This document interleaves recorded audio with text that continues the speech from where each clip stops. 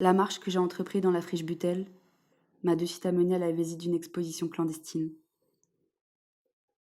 Le paradoxe se tenait peut-être dans le fait que le décor s'apparentait plutôt à une scène apocalyptique qu'au mur et sol immaculé de l'institution muséale. Rien n'avait été soumis à une volonté directe de création.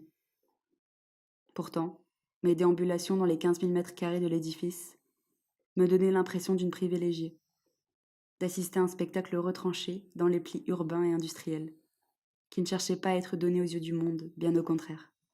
Retranché et offert à ceux dont l'exploration ne rencontre aucune limite.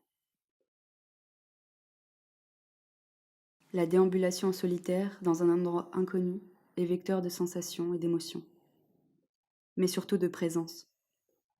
Paradoxalement, un sentiment étrange me supportait à chaque passage d'une pièce annexe. J'avais seulement cette sensation un peu paranoïaque d'insécurité, où je me sentais épiée ou suivie. C'était comme une apnée qui dure et s'éternise, et ce silence, bercé seulement par le bruissement des ailes d'un oiseau. Une expérience insoutenable.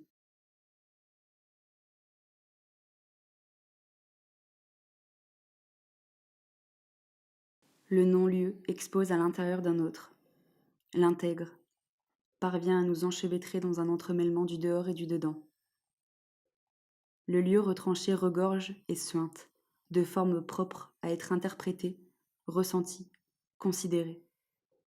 S'oppose aux expositions aseptisées, organisées avec une intention précise, avec un sens, conduit et amené à. Il en convient qu'à l'intérieur de ces entrepôts pittoresques, nous nous éprenons aussi bien de leur structure décomposée que de leur cavité mousseuse, où se couchent des formes au stade de la mort.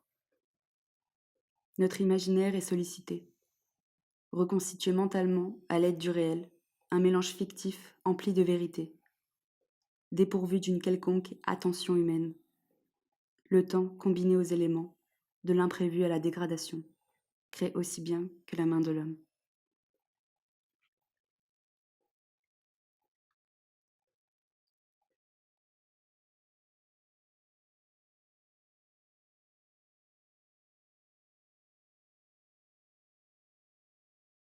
Une dissimulation profitable donc, puisqu'en ces murs, on pouvait y voir des fresques murales, des sculptures, des installations, constituées à partir de différents matériaux, comme le fer, le bois, le plastique, la pierre. Recouverts par de la toile cirée, embellis par des nuances temporelles, du métal enseveli sous une couche de rouille orangée.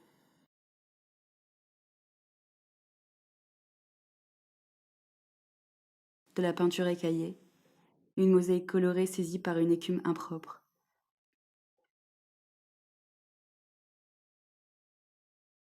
Dans une pièce, un sol de mousse couvrait le bruit de nos pas.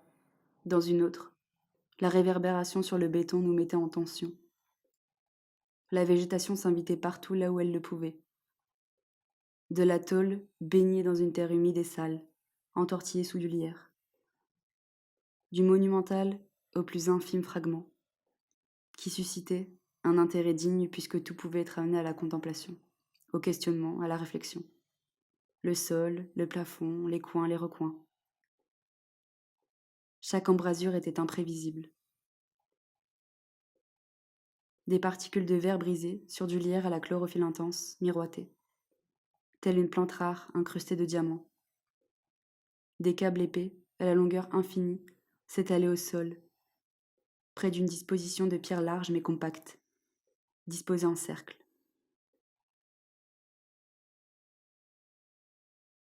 Les découpes, dans les murs, nous renvoyaient à celles de Mata Clark, à plus petite échelle, nous offrant un point de vue inattendu. Des bribes de mots semblaient appartenir au mur pour l'éternité.